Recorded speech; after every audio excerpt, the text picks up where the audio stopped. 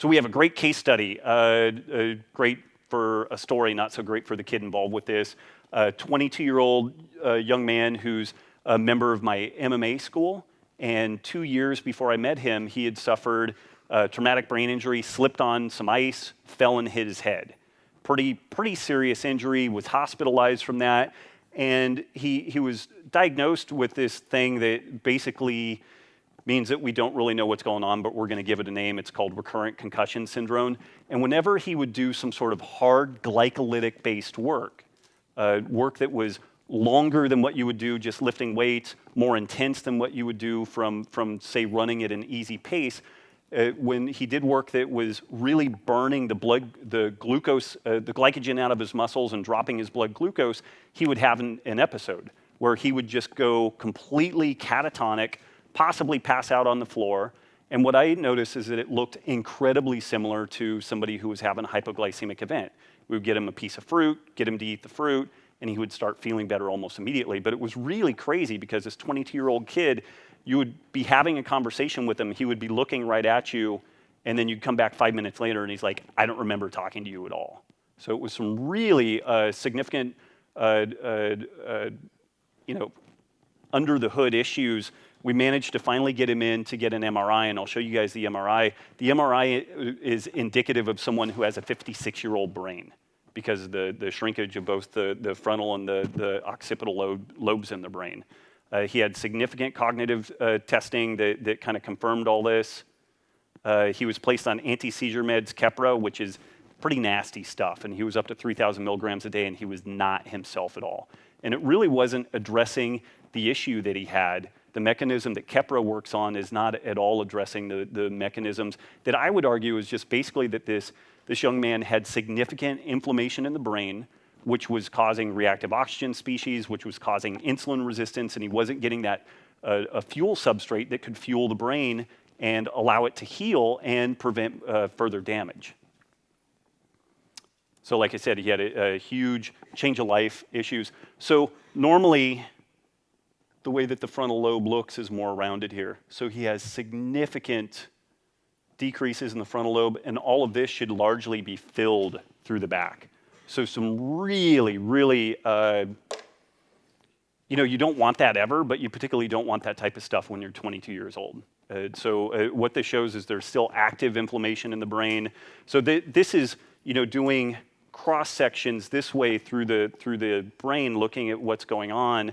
And this little section right here was particularly troubling because it's indicative of an ischemic event. He had a stroke as part of this whole manifestation. And that was probably a good part of some of the kind of behavioral issues that he was having. He just was not himself at all. And again, the conventional treatments are not particularly impressive in the outcomes. So I had him work with our dietitian, Robb Wolf, at the Specialty Health Clinic. These are the macros that we put him on. Because he was still pretty active, if you notice the protein is reasonably high, that's a little bit higher of a protein allotment than what you would give a more sedentary person on a ketogenic diet, but it seemed to be working pretty well with him. High fat, pretty low carb, moderate protein.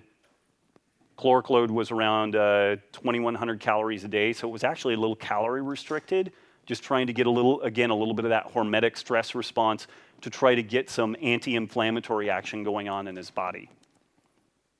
We used a lot of MCTs, coconut oil and butter as kind of his main fat sources to try to goose the ketogenic effect. And the only exercise that we would let him do was just lift some weights, fairly low repetitions, and then very low intensity aerobic activity.